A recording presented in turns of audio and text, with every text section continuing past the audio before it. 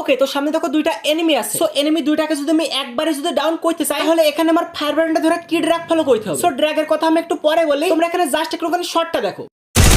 So শটটা কিন্তু অনেকটা অ্যাগ্রেসিভ লেভেলের ছিল। আর এখানটায় আমি যদি তোমাদের একটুখানি শটটা স্লো মোশনে দেখাই, তাহলে তোমরা স্পষ্ট এখানে বুঝতে পারবে। প্রথমে এখানে দেখো একটা এনিমির হেডশট লাগলো, তারপর এনিমিটার মাথা থেকে মনে করো কারেন্টটা ঘুরে গিয়ে আবার মনে করো হেডশট লাগলো। সো এরকম হ্যাকার লেভেলের হেডশট মারার জন্য তোমাদেরকে কিন্তু কখনোই রোটেশন ড্র্যাগ কিংবা ডাউন ড্র্যাগ ইউজ করলে হবে না, তোমাদেরকে অলওয়েজ সলিড ড্র্যাগটা ইউজ করতে হবে। সলিড ড্র্যাগ বলতে তোমার ফায়ার ব্র্যান্ডটা ধরে তুমি একদম সলিড উপরের দিকে তুমি ড্র্যাগটা করে দিবে, আর এটা করলে কিন্তু ইজিলি হেডশট লাগবে। আর তোমাদের হেডশট মারার সবথেকে একটা বড় ভুল হচ্ছে, তোমরা ওয়ান ট্যাপ হেডশট মারার ক্ষেত্রে তোমরা যেমন রোটেশন ড্র্যাগ তারপর এখানে ডাউন ড্র্যাগ এরকম ধরনের ড্র্যাগ ফলো করো, এরকম সেম ড্র্যাগ তোমরা এখানে এসএমসি গান দিয়ে হেডশট মারার ক্ষেত্রে ইউজ করো। আর এটা কিন্তু তোমাদের সবথেকে বড় একটা মিস্টেক। বাই ওয়ান ট্যাপ হেডশটের ক্ষেত্রে একরকম ড্র্যাগ, আর এখানে তোমাদের ড্র্যাগ হেডশট মারার ক্ষেত্রে আরেক রকম ড্র্যাগ ইউজ করতে হবে। তোমরা যদি সব ক্ষেত্রে একই রকম ড্র্যাগ ইউজ করো, তাহলে তো কখনোই হেডশট লাগবে না, এটা তো কনফার্ম। গাইস, অটো হেডশট মারার এমন পাঁচটা মিস্টেক, যে মিস্টেক পাঁচটা তোমরা কিন্তু ম্যাক্সিমাম প্লেয়ার করে থাকো, যার কারণে তোমাদের কখনোই কিন্তু one tap headshot drag headshot কখনোই কিন্তু লাগে না। ওকে, তো গাইস সেকেন্ড যে মিস্টেকটা আসে সেটা হচ্ছে, তোমরা যখনই লং রেঞ্জ থেকে ড্র্যাগ করো এবং কি তোমরা যখনই শর্ট রেঞ্জ থেকে ড্র্যাগ করো, তখন তোমরা একটা ভুল করে থাকো। ভুলটা হচ্ছে তোমরা শর্ট রেঞ্জ থেকে যেরকম মাপে ড্র্যাগ করো, আবার লং রেঞ্জ থেকে তোমরা সেম ভাবে ড্র্যাগটা করে, যার কারণে তোমাদের লং রেঞ্জ থেকে তো কখনো হেডশট লাগে না, আর শর্ট রেঞ্জ থেকেও কিন্তু কখনো হেডশট লাগে না। সো তোমাদের এক্স্যাক্টলি কি করতে হবে, তুমি যখনই শর্ট রেঞ্জ থেকে ড্র্যাগ করবে তখন তুমি অনেকটা জোরে ড্র্যাগ করবে। অনেকটা জোরে বলতে তুমি এখানে রোটেশন ড্র্যাগ কিংবা এখানে ডাউন ড্র্যাগটা ইউজ করতে পারো। আর যখন তুমি লং রেঞ্জ থেকে ড্র্যাগটা করবে, তখন তুমি কখনো এখানে উল্টো পাল্টা কোনো ড্র্যাগ করবে না, মানে ডাউন ড্র্যাগ কিংবা রোটেশন ড্র্যাগ তুমি কখনো ইউজ করবে না। তুমি এখানটায় সলিড ড্র্যাগটা ইউজ করবে। সলিড ড্র্যাগ বলতে এখানে যে এক্সট্রা ড্র্যাগটা আছে, এই ড্র্যাগটা তোমাকে সবসময় ইউজ করতে হবে। গাইস, তারপরে মিস্টেকটা হচ্ছে তোমাদের পারফেক্ট ফায়ার ব্র্যান্ড সাইজ আর তোমাদের ফায়ার ব্র্যান্ডের পজিশন, আর তোমাদের ফায়ার ব্র্যান্ডের সাইজটা তোমরা কখনোই ঠিক করতে পারো না, যার ফলে তোমরা যত টিপস এন্ড ট্রিক্স দেখো আর তোমরা যত চেষ্টা করো না কেন, তোমাদের কখনোই কিন্তু হেডশট লাগে না। সো তোমাদের পারফেক্ট ফায়ার ব্র্যান্ডের পজিশন বলতে তোমরা এখানটায় যে লুট আইটেম দেখছো না, এই লুট আইটেমের মাঝখান দিয়ে যে একটা লাইন গেছে, এই লাইনের মিডল বরাবর তোমরা তোমাদের ফায়ার ব্র্যান্ডে রাখবে, আর এখানটায় রাখলে তোমাদের কিন্তু ফায়ার ব্র্যান্ডের পজিশনটা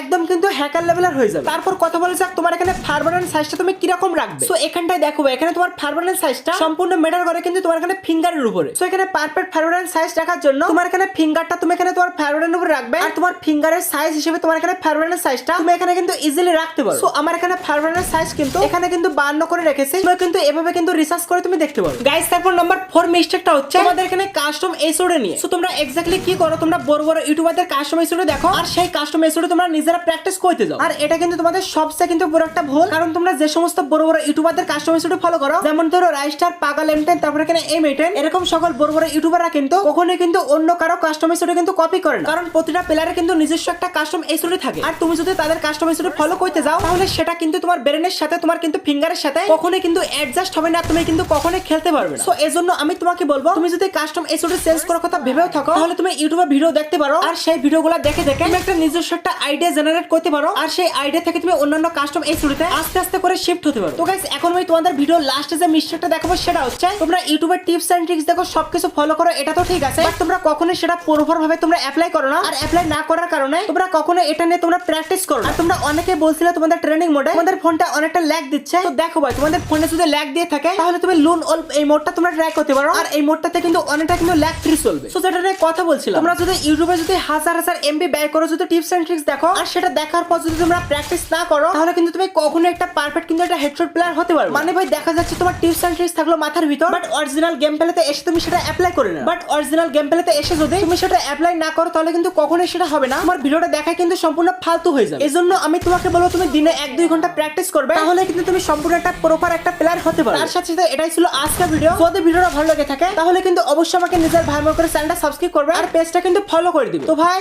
আজকে টাটা, বাই বাই।